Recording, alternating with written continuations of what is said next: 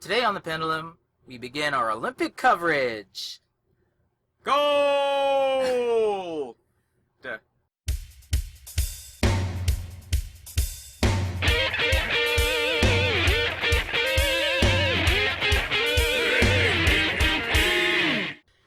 Alright, so we got some new books this week. Yay! Literally some new books. What do we call them again? On the spot! Comic reviews! Oh Yeah! god, this is professional. It's one of those days! Woo! It is one of a day. And we got trade reviews, video game stuffs. Gary's got some more toy news. Only a little. More toy news. And TV, movies, music. We got all sorts. And all some sorts sadness. All sorts of stuff. I guess I'll just start it off. Indestructible Hulk number 19.INH was released today. It's one of the Inhumanity tie-ins. You know, I've actually forgotten that was going on, the Inhumanity. I know. Actually, on the indicia, on the first page, it does not say .INH. So maybe it's just number 19. Yeah, it's a banner cover. Anywho's, Put it on the banner. It's Inhumanity. it's the third part of Humanity Bomb, the arc where Bruce Banner thinks he can cure Terrigenesis, and or at least halt its effects. And he's battled Iron Man, and he's done all sorts of stuff. I kind of like the name of that Humanity Bomb as like a rock band. Like a punk metal band. Yeah, that'd be alright. Welcome to the stage, Humanity Bomb! Now, Mark Waid's run has been pretty good overall. Yeah. But as we go further and further into the run, the art gets worse and worse and worse. Now, it's not like super atrocious, but it's nowhere near as good as when it started. And that's the sad thing. Like, why, Marvel, can you not keep good artists on your books? It suffers in the long run, and people lose interest. Like myself. I've totally and completely lost interest in this book. Actually, about 5 issues ago. So I don't know why I keep buying it, but I do. Out of love for Hulk and Mark Waid. That's true. That is basically the only reason. So, the worst shot of all, which I showed you previously, was on page, let's see, 1, 2... Me, not you. 3. You, not me. The worst page. He loves it. It's Hulk busting out of the ground with this 1950s mom and pop, more pop, haircut. And it looks terrible. Like, it looks terrible. It looks like he's got hat head. Yeah. He's been wearing a cap for brutal. like 50 years, and he finally took it off, and that's what it's been molded into. It's terrible. Like, this is pretty terrible. brutal. That's a little disappointing. And throughout the book, the rest is decent compared to previous issues. This looks a little rough. Yeah, it's kind of like sort of a Lino Yu style, I think they're going for. But, I don't know, I just don't care for it. And the covers are the worst. The worst generic-looking covers of all time. Like, they're just terrible. Why, Marvel, why? Why do you let books become as such? Good thing, though, it's getting another reboot, so, yay. It's got Mark Waid on it, yeah. I don't know who the artist is at the moment, but, I'm seriously going to think about picking it up, because, I can't afford to waste money on stuff I don't care for. Yeah. So, and that's what you've made me do with this book. So, sorry, Marvel. I give this 2 out of 5. Sorry, Mark Waid. Ouch. Yeah. Well, on to a better book, in my opinion. Mm-hmm. Just looking at the cover here, I'm trying to understand how this wording Fantastic works. Four. Yeah. That's the A and the 4. What's that? That is a K. Supposed to be a C. I know. What's going on? I actually just noticed that. What the hell? Anyway, I read Fantastic Four #1. This is actually a #1. It's the new volume of Fantastic Four. It could be a C. Funky C. Yeah, but... I C. Oh, I see. Yeah. I see. Anyway, back on topic, I guess. Yeah, the new volume of Fantastic Four, written by James Robinson. Anyone that's listened to the show knows my love for James Robinson's book, Earth 2. So sad that he's no longer writing that, but really happy to see him jumping over to Marvel to do Fantastic Four. Leonard Kirk doing the art on the book. I didn't pick up the Alex Ross cover. I really wanted to, but I didn't want to pay like $10 for it. True. Even though it was a pretty sweet cover. True. Didn't really read a whole lot about where Robinson was going to be taking the story. Wanted to kind of go in fresh with it. Starts off with kind of a flash forward type of style. We see kind of a broken Fantastic Four, which is interesting. So kind of wondering how we're going to get to this. And Fin Fang Foom is the kind of villain of the day here in the book. Kind of a quick wrap-up villain for them to take down. But Purple Pants, Fin Fang Foom is always fun to see. And the splash page is really nice. Yeah. It's a really cool shot of Fin Fang Foom in Leonard the Kirk on art, yep. by the looks of it. Yes, indeed. Costume change for the Four. They're in a black and red setup now. I like it. No really explanation as to why. Why not? Yeah, color scheme, what it is. No big deal. Doesn't impact the story in any way. It's a visual design. That's fine. I like the blue and white, blue and black myself, but, you know, I'm fine with this design. The logo's the same. I kind of like the F4 logo they're doing over in the Ultimate Universe. The two Fs in a opposed style. But this is a nice costume design. But, again, this is a very, very introductory issue. It's a number one. It's a number one, but, you know, we kind of have the great family dynamic again. I mean, we do have references in that to the previous Fantastic Four volumes, especially the most recent one with their time and space hopping adventure. Valeria seems to have bailed out on the Future Foundation for the moment. She's off in Latveria. Yeah. So having her hang out with Doom seems to be a bad idea for her parents to okay, but, you know, he is her godfather, so we get a rekindling of a famous Fantastic Four romance, and Johnny Storm is off doing his little music tour, which was alluded to at the end of the previous run, and we get our threat set up for the rest of the arc with these insects, monster, velociraptor things coming through. They look to me to be something Annihilation Wave related. Not 100% certain if they are or not. Yeah, hard to say. But they got this doorway that they came from. Yeah. But apparently this basically breaks the Fantastic Four. The entire name of the story arc is... I just read it and I can't find it.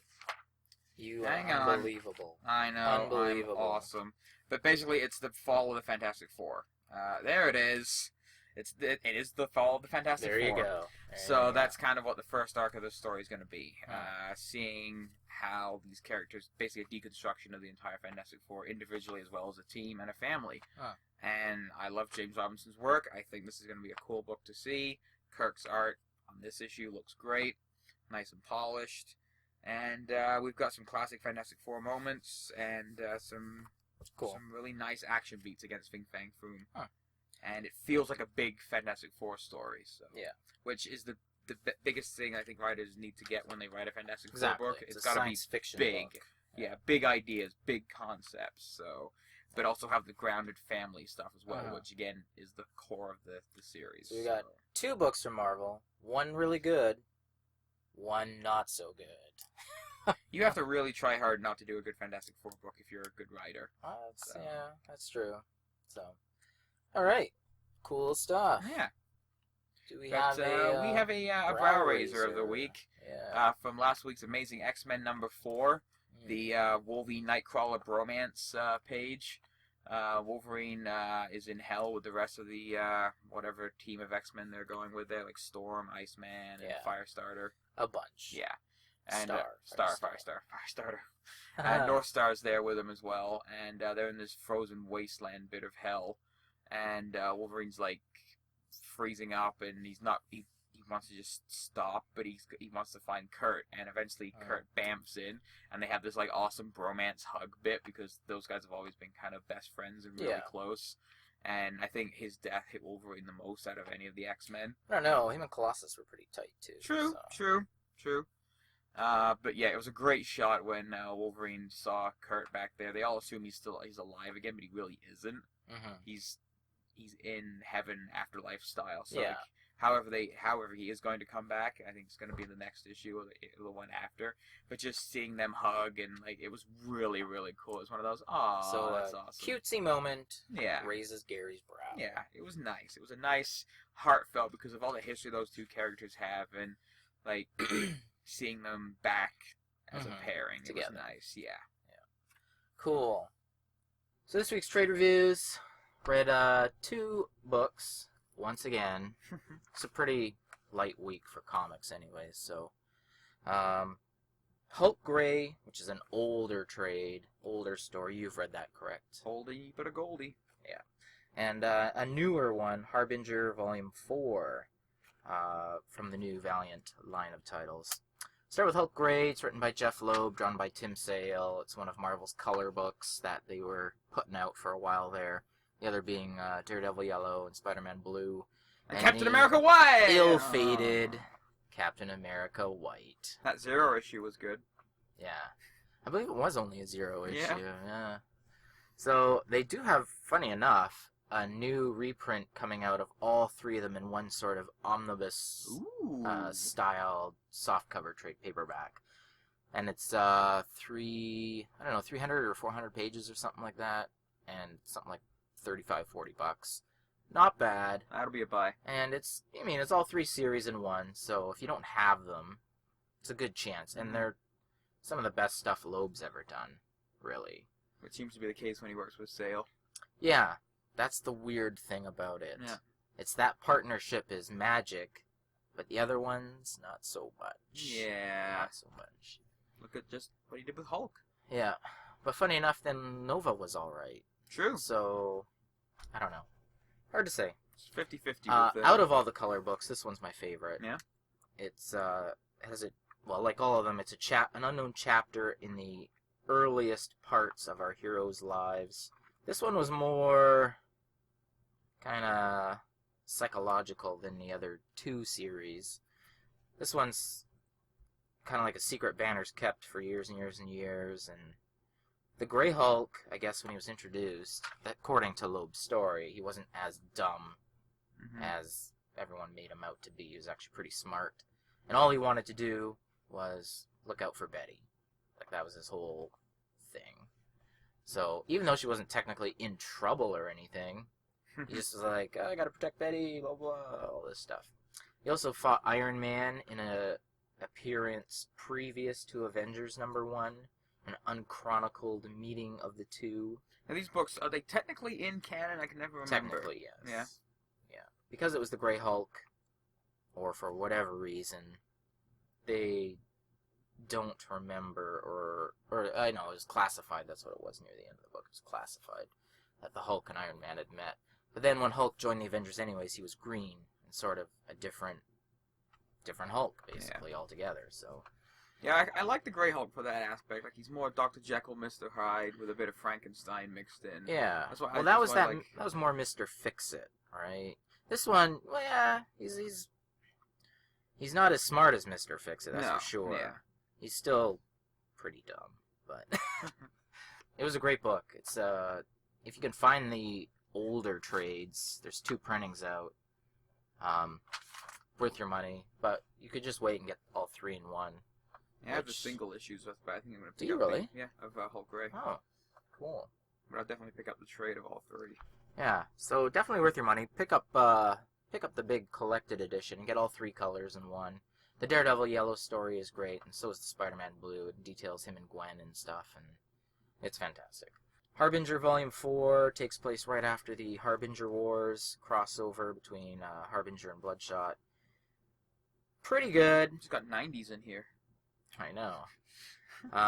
It's not as good for about half the book. I just didn't care for this whole alternate world, metal world thing. It even looks like a 90s book. Yeah, a little bit. The one character they believe is called Torque. I can't Sounds remember. like a 90s character. I can't remember. Well, it was created in the 90s. Yeah. Hello, they haven't changed anything. That's good. That's what you want to see out of your comic characters. No development. No, there's everything's. These books are way different, but most of the characters have the same names. You sure it's not an X-Men swimsuit issue? They're on vacation, Gary. So are the X-Men. Anyways, I don't know. I believe he's. Yes, it is Torque. Okay, so the kids are actually at the end of the Harbinger Wars. They're down and out for the count, but we don't know that because the book starts out with them on vacation, and Toyo Harada is keeping them under sedation, and living in these make-believe type settings to kind of, you know, keep them all peaceful-like and whatnot, under wraps, so to speak. So most of them are immersed in Torque's world, and he's like a 15 or 14 or something, but he's I don't know what they call it, polymorph or something like that. So his power, he's like a skinny little kid, but he transforms into a huge friggin' muscular guy who looks like he's, I don't know, late 20s or something. But anyways, he loves metal music, so his whole made-up world is everything like Anthrax and Metallica and Dio. Baby. Like everything, awesome. Everything metal. Like, it's just everything metal. And I just found it kind of, well, dumb for me. I didn't care for it.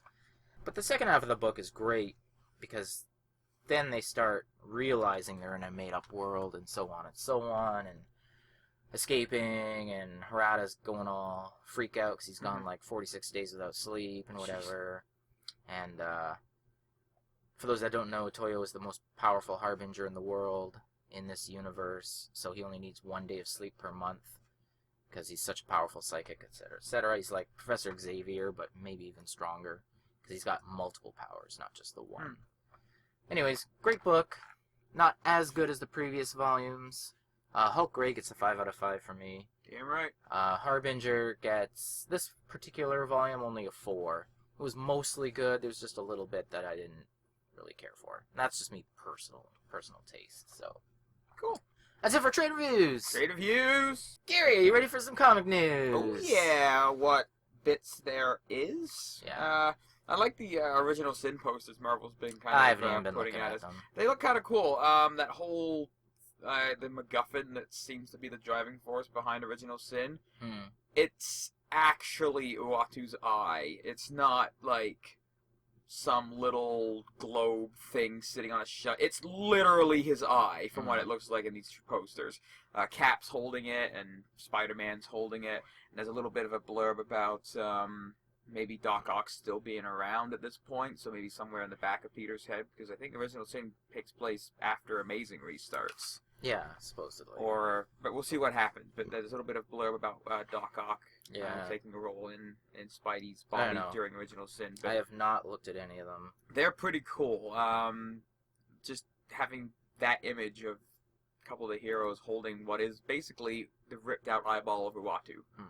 Kind of creepy, but also really intriguing at the same time. Because that's apparently what sees all the secrets. Yeah, I just find that, I don't know, when they release all these teaser posters and stuff, I have absolutely no interest to look at them. The single word ones just got on my nerves because it's bloody lazy.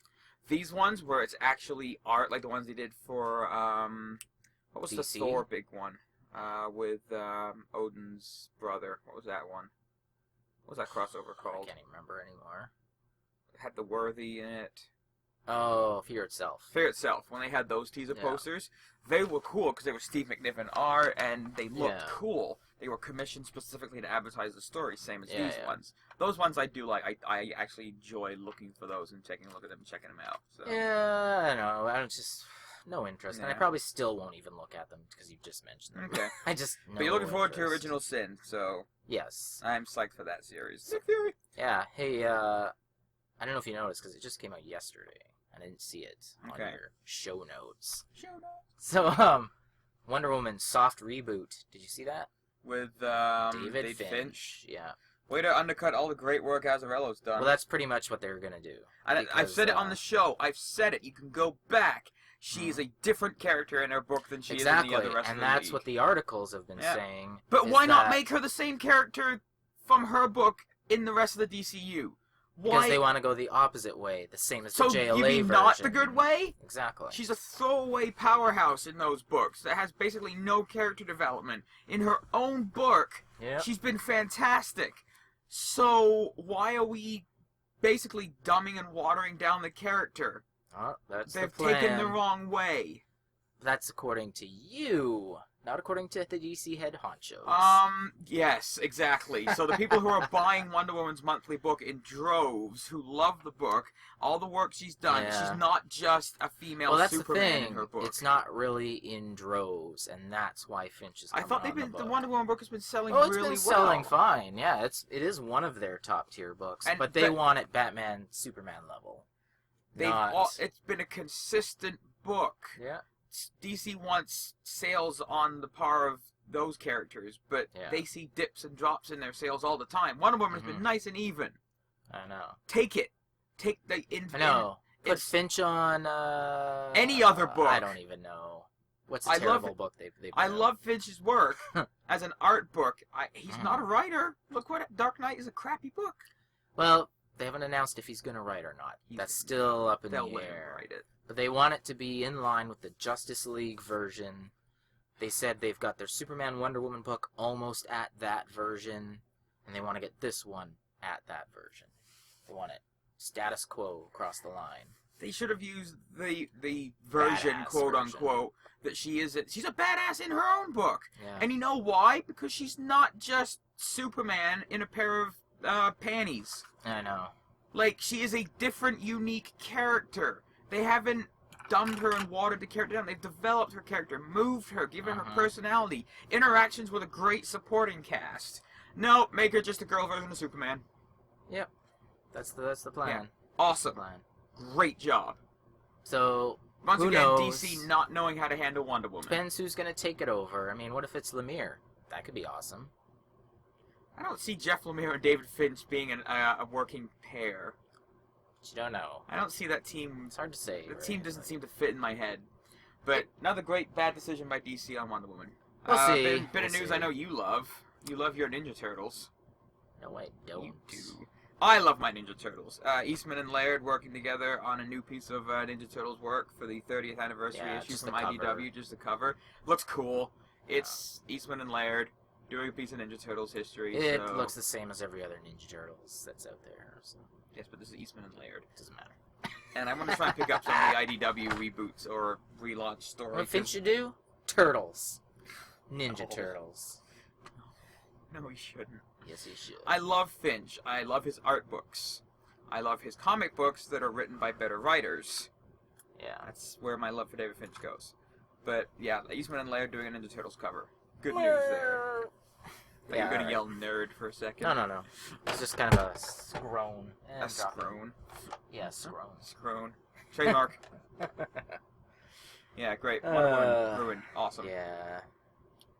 That's it for me, anyways. That's all I got. We were very light this week in comic news. Not a whole lot happened. Yeah, not really much happened. You can even see it on most of the websites. A lot of fluff pieces this week. Yeah, there wasn't a lot. Yeah, a couple of previews of books, but yeah. Got some video games newses. All right.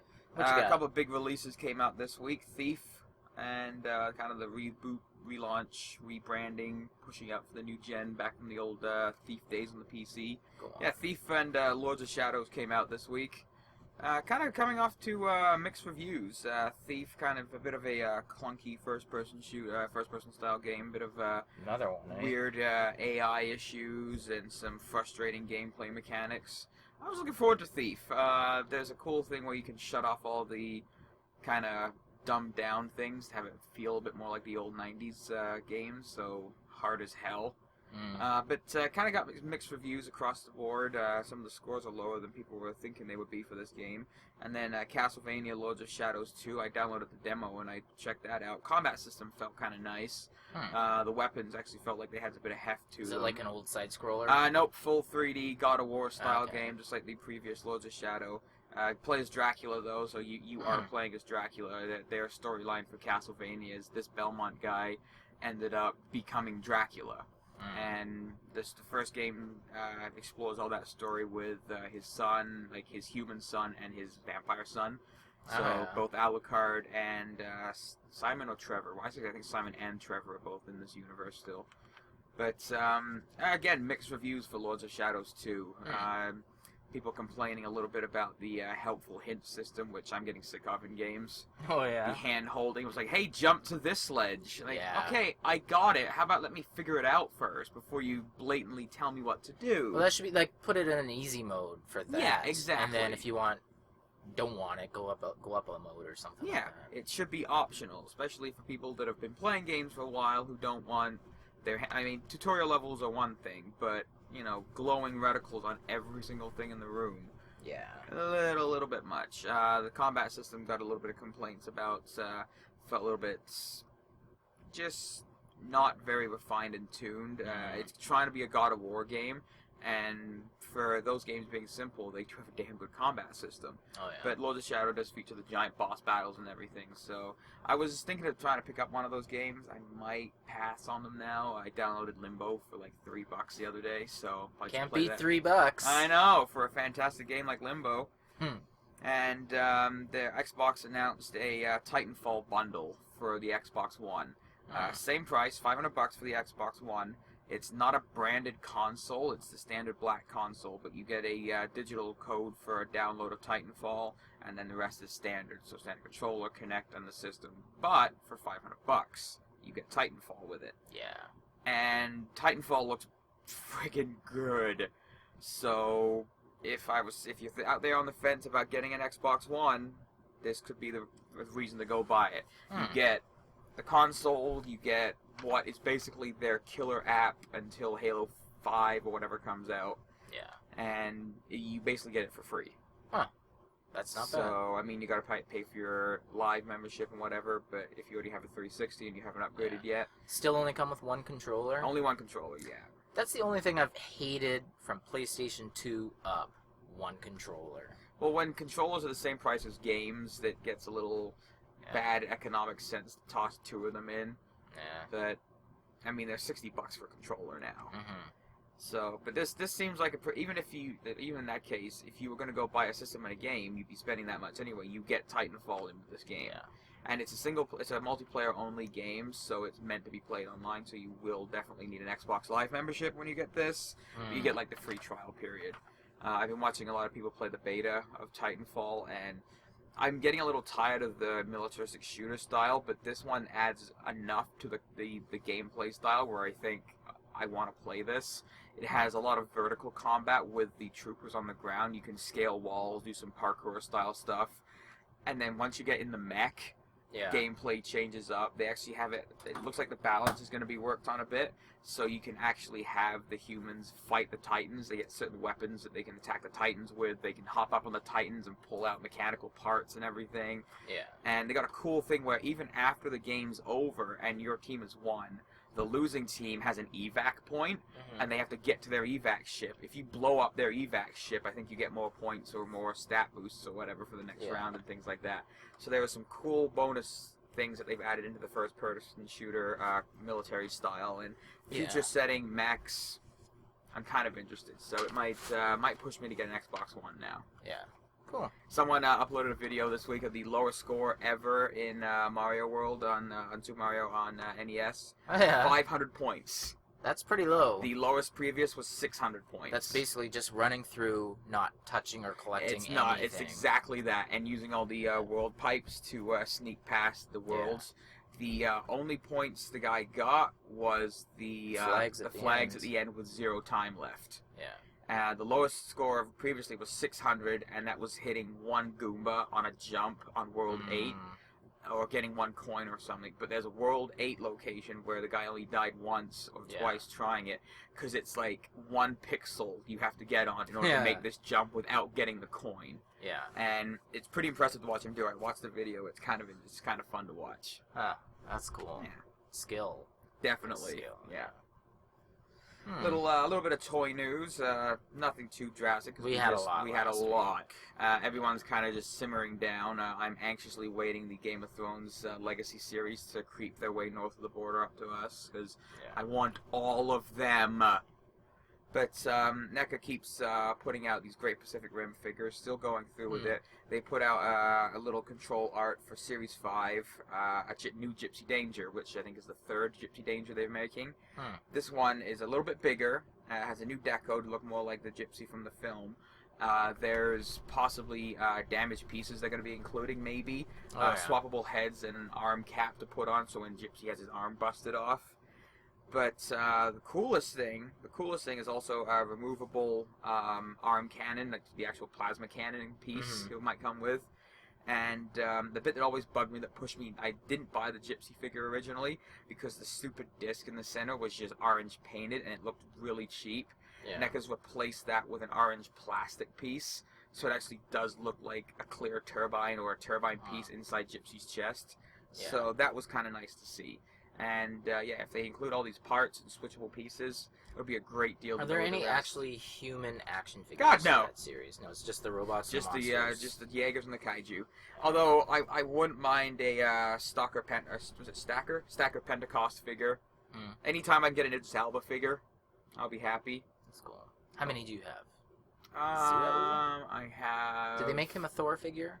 They didn't make him. They made him a. I think they made him a Marvel Select from the first one. And I have a couple of mini mates of Heimdall. Okay.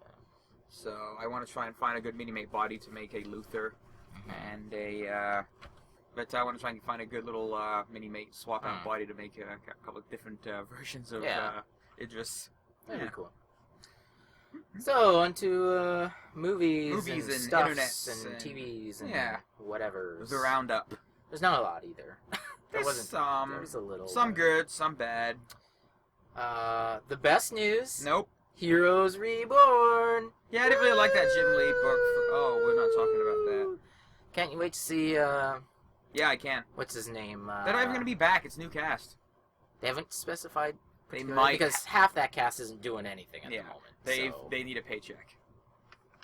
Yeah. But they might have some of the characters coming back. Yeah. But it looks like it's going to be what the show was originally intended to be, rotating casts. Yeah, but this is supposed to be, from what, I mean, there's a million articles on it already. Some say it's going to be a wrap-up, maybe, possibly to tie up some loose ends. Yeah, those burning questions that we were not left There with. were burning questions. Hello? Like, why did the show go on? What happened to the circus at the end? I don't even know. I don't know. Exactly. I don't even care. No one knows. Yeah, I don't know. I can't wait. I think it's going to be great. As long as they get a decent cast, though. That's the thing. And writing. So the opposite of what Heroes actually was. I loved Heroes. I loved all 4 seasons. I've seen them at least 3 times all the way through. Many times we've had this discussion. Yeah, you love it. Nope. Love Heroes. Negative. Peter Petrelli, what are you doing right now, buddy? Nothing. Nothing. Nothing at all. Time for you to come back home. He might be still doing Hayden Panettiere. Oh, high five! He's not. Aww. Don't you keep up with anything? No. Come on, man. I don't care. That was like years and years ago. And also kind of weird. She was really young at the time. Yes. But whatever. Weird. On to the actual really good news. Carl Urban's been talking a little bit about some early discussions he's had about a Dredd sequel. Dredd sequel. It made dreadful money at the box office. See? See that? But made big cash on video release. Like here and overseas. So there are early talks about Dredd. So anyone out there, buy copies, hand them to your friends, give them to strangers. He's been tweeting and stuff and telling people to speak up. Yeah. And, if this movie were to get kickstarted, it would easily make a budget to make a sequel. sequel. Yeah, for sure. Maybe they should go that route. It'd be fantastic. Go that, do that. I would chip in. Yeah. Dredd was fantastic. It's a great version of that character that pays respect to what the character is, and it's fantastic. Yeah. If we can get another one with maybe a better budget, do some more CG with maybe the Dark Judges. Yeah. If we could get Judge Death in there, or something, or go out into the Cursed Earth. Yeah. That would be pretty friggin' awesome. I want to see more. Yeah. I want to see more. Yeah. So. Bit of casting news as well. Flash cast its Nora Allen this week. Yeah, who cares? She's gonna die. In a recurring role. For 2 episodes instead of 1. It's a recurring role, so I'm thinking flashbacks. They're going to use the same thing in Arrow that they do in for Flash. That could work, possibly. I think that's where it'll come from. But how much of an influence does she really have on his life? She's a major influence on Barry Allen's life. Are you not familiar with the character of Barry Allen? I am familiar with the character of Barry Allen. He literally remade the universe in order to try and bring her back to life. That's how much the influence... Remember that? Remember that Flashpoint? small tidbits. Remember that whole trying to solve his mom's murder for decades? Yeah, that's true. So a pretty That's big influence true. there. And we've got our Constantine. He's Yeah, British. I well, saw Welsh, but close I saw enough. that. So, Which is alright. Yeah, We'll so see. Welsh guys, Welsh actors usually can do good voices and accents. So Yeah. he's actually gonna be British, and maybe he'll be blonde and smoking in a trench coat this time. I don't think he'll be smoking. Mm. Not on today's television. Yeah. It's not gonna happen unless it's like HBO or whatever. It's not. Cable or network TV. They don't do it anymore. Electronic cigarettes. They won't even do that. They won't do it. Yeah. And it's good. You shouldn't be promoting that anymore. It's not something. I don't think it's promoting it. It's part of the. is. It's a human aspect that the character has. I It's- mean, he's not walking around going, "Hey kids, a- you should smoke." It's a fading human aspect in today's society. So, Not by the revenues. well, that's because they keep raising the price. It doesn't matter. Anyways, he won't be Ooh, we're doing it getting in the show, pretty so that's political. fine. But, yeah. Gotham casting news. Did you I hear didn't about see the that? new casting from Jada Gotham. Pinkett Smith. Oh yeah, some made-up bad guy. I don't know if made up Yeah, bad she's guy made up. or something like She's that. she's but- new for the show. Okay. Well, anyways. Well, yeah, because it takes place when he's young anyway, so they gotta have new villains. Yeah. Can't have all the same villains. just be They're all the- gonna be like 60 by the time he's 20-something. Yeah. So. I like the angle they're going with Cobblepot, like the young little thug Eh. guy. I never cared for the Penguin. So No? Okay. hopefully they'll knock him That off. show is shaping up to kind of be interesting. It's starting to get a good cast. Yeah. that's for We got sure. Harvey Bullock, which I think was one of the biggest travesties Nolan committed by not having Bullock in his movie. Because Yeah. Bullock fits the tone of those Nolan universe movies, and Mhm. to not have him in there with Gordon, I think was a bit of a missed opportunity for him. Yeah. So I'm looking forward to that. DVD, Blu-ray releases today. We got Thor 2 is out today with Yeah. that All Hail the King Marvel short. Yeah. I forgot to pick up Iron Man 3, so Ah. I might go get Iron Man 3 with Thor 2 today. Yeah. I want to see this All Hail the Kings. Apparently it's supposed to be pretty good. Yeah, I read a review on it today. More Ben Kingsley as Trevor. I'm Yeah. all for, so. Yeah, it was kind of cool. And did you hear the bestest news? I don't think what you're gonna say is the bestest. but Space we'll Jam see. 2? Who cares? Yeah, I'm disappointed. No one needs Space Jam 2, especially with LeBron James. Oh, really? With LeBron James? Yeah, because he's the new Jordan. My girlfriend and her sister are massive Space Jam fans. So is my wife. She watches it. She knows, like, literally, word for Yeah. word, every character, everything, word for word, all the way through. Okay, well next time Katie comes up for a visit, we'll get all three of them in the room. No, And have them I'm watch not gonna Space be sitting Jam. there. I didn't say we'd be there. no. We'll go see a good movie. So yeah, it's Yeah, terrible. you know it's gonna look. You know it's not gonna look like the first one because they're not gonna Yeah. go hand drawn animation style. They'll go CG mix or whatever. So yeah, they want to do a vehicle for LeBron, and let's just pull out Space Jam. So last week, a new show came out, Star-Crossed. Did you watch that? Nope. Of course not. New science fiction show, which is good. We always need new science fiction shows. The more the better, I say. I'd say the better, the better. That's true. That's true. But you know what? As long as the genre gets perpetuated on TV, that's fine with me. Because even if we get 10 that are terrible, we'll get 1 or 2 that might be really good. If we get Well, whatever. terrible. So anyways, Star-Crossed, it's on the Okay, it's not the WB. It's the CW. I keep thinking WB all the time. The WB. So, it's I miss that about... frog. Well, it is the CW, so again, it's got teenage cast, of Handsome course. people doing handsome people, things. yeah. And about aliens that crash land on Earth. And it was kind of It's actually... called Roswell. No, it was actually pretty cool because at the beginning, so action-packed, but the humans basically just taking them all out, killing Jeez. them, taking down kids and women and everything, man. Like, it Does was this take place in the Star Trek crazy. Mirror universe? No. It was just crazy. Like, holy crap. So it was Wow. an awesome opening for a CW show. Like, I couldn't believe it. Like, Yeah, when you said action-packed, I'm like, crazy. sorry, what? So, lots of action in it, at least for the first part, because it's humans versus aliens. Yeah. Then it jumps in time.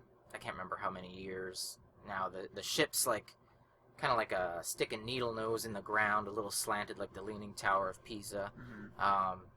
because that's where they crashed and that's how they crashed. But Earth is slowly taking it apart, take its technology and everything. And Reverse engineering, go! And, what was that movie called? Something 42? I can't remember. That science fiction movie where they're all locked up in the camps? The aliens? District 9? District 9. That's it. You were close! There was a number! I was way off. But anyways, it's kind of like District 42. All the aliens are District now 9? locked in camps. Jesus! Yes! District 9! District 42 is actually the nice part of town in Johannesburg. That's true. Yeah, so anyways, it's a pretty good show so far. They're trying to reintegrate these aliens into society. Although... Are they human-looking, or...? They are. They got, like, Alien Nation-type spots. I was about to say, this sounds like Roswell meets Alien Nation. Yeah, they got Alien Nation-type spots. And if you kids don't know what Alien Nation is, Google it. And then watch it, because it's actually pretty good. Yeah, it is pretty good. So anyways, pretty good show. It's on Monday nights on an already packed night of shows, so it will most likely get lost and canceled. Yeah. But watch it anyways, or hopefully they move it to a better night. I hope they do. CW's got that spin-off of Supernatural starting soon, don't they? Maybe next year. I don't know. I thought they just had some casting as well for that. I didn't even know there was a spin-off coming. So CW seems to be cracking out the sci-fi shows lately. They've got a lot, so that's cool. I don't know. Have you been watching Bitten? Nope. So it's got Supergirl. Remember from Smallville? Laura Vandervoot? Yes, Vandervoot. Vandervoot, also from V? Yes. So she's on it. She's our lead. She's amazing. And the show started out very slow, like Helix slow. Helix boring. And even a little Helix repetitive. Love how that's going to be our term now. The show is very Helix-like. I know. We're going to be reading a comic next week. But it starts out like Helix. Yeah. The cool thing is, it's finally picked up. It took a few episodes. So not like Helix. Yes, now it's not like Helix. It's actually going places, and it's going to start having some, looks to be werewolf wars or something on there, so that's going to be pretty cool. Jason Momoa's in a new movie about werewolves. Yes, he is. They seem to be the new cachet thing to have werewolves. A little bit for now. So anyways, if you're not watching Bitten, it's gotten better, and it is worth checking out, especially for Vandervoot. Vandervoot. Her name is fun to say. Yeah. So I got a little bit of music news, too. Yesterday, you probably haven't watched it, but nope. Coldplay put out a new song called Midnight. It's on YouTube.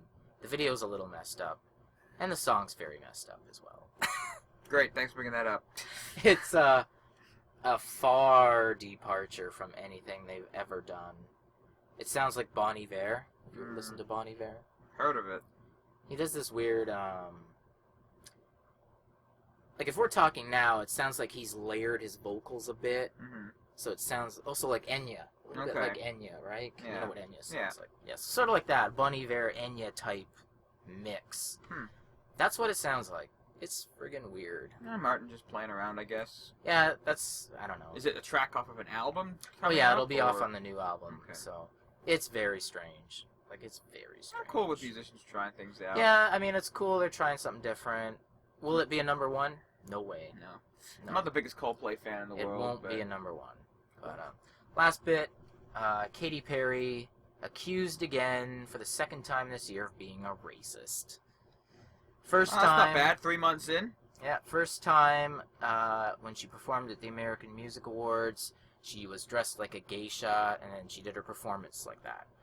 Now, I didn't see anything wrong with that because it's a performance. It was like a showpiece type of thing. Yeah. She wasn't making fun of them or whatever. Yeah. It was just like, it was like a music video on stage, right? Like everyone was doing their thing. I don't know.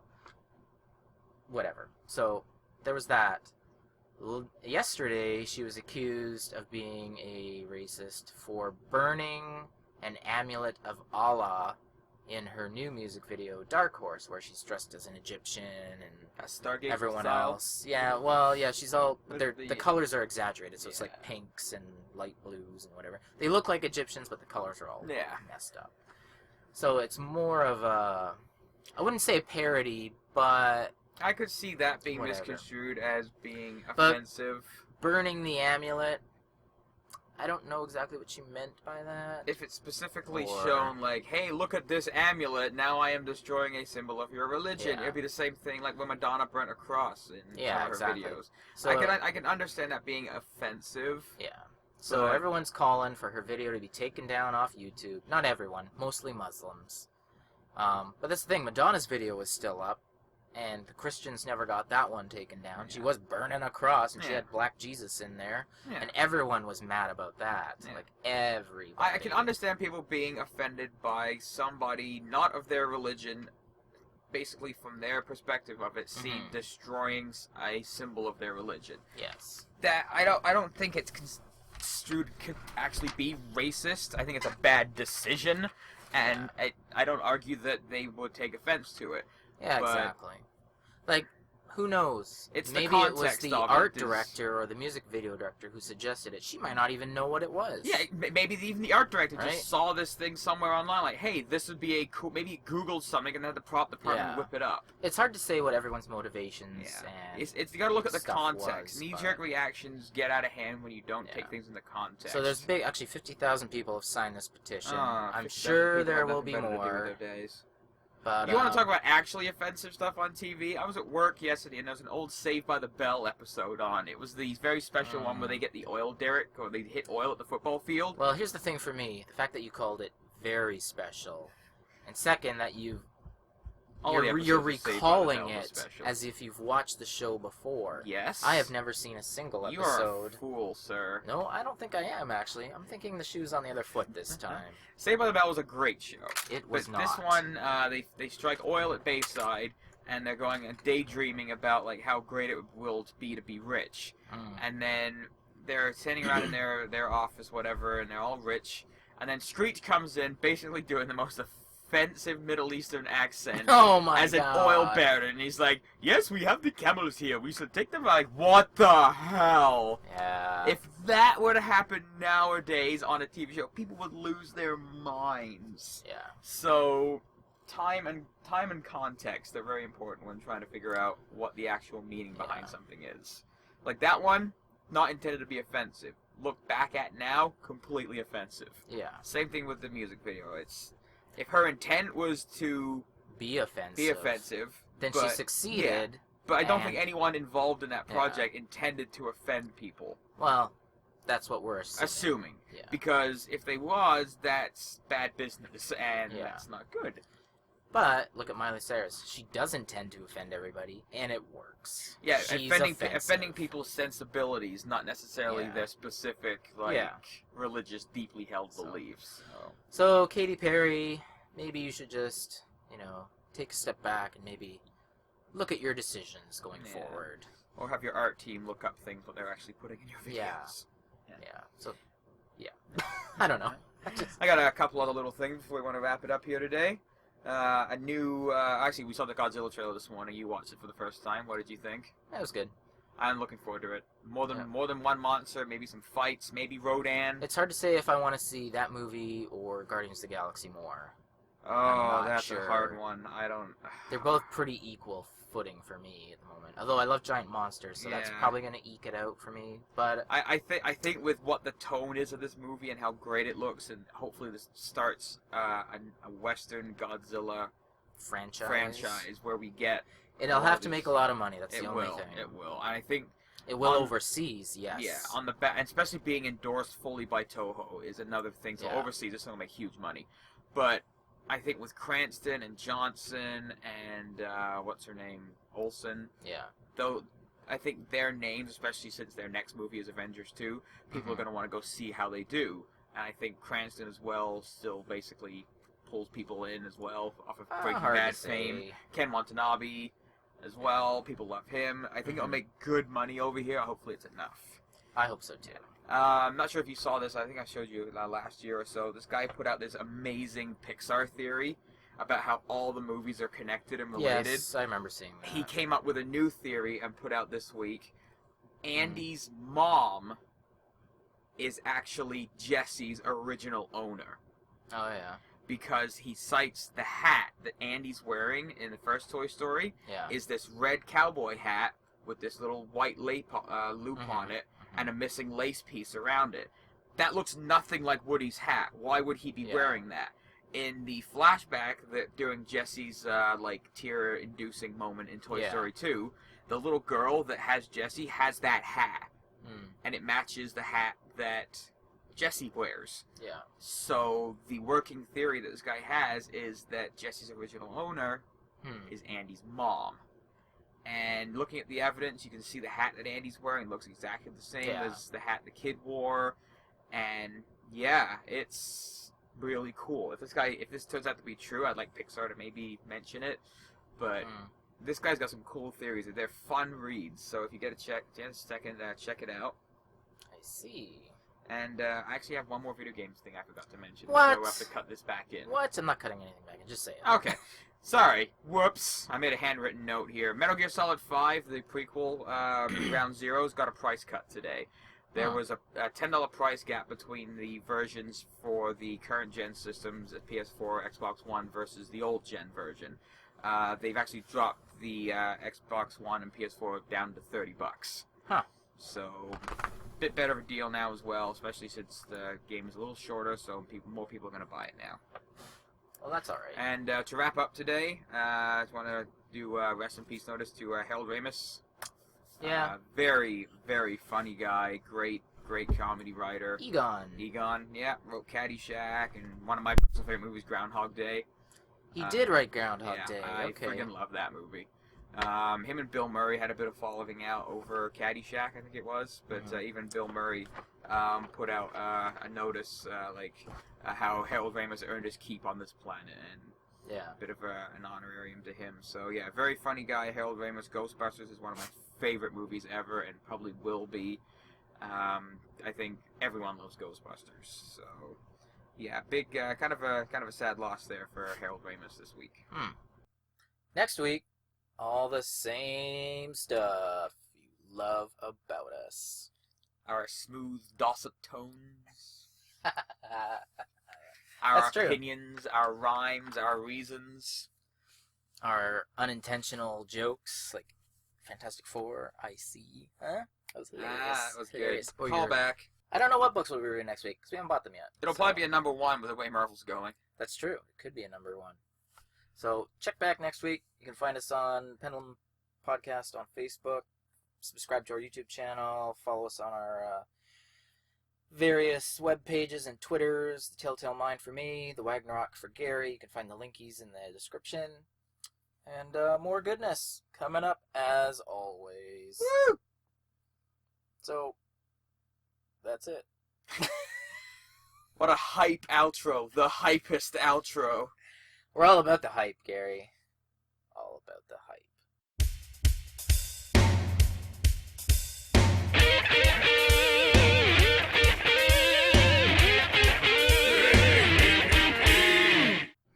No one cares. And the Call It Heroes we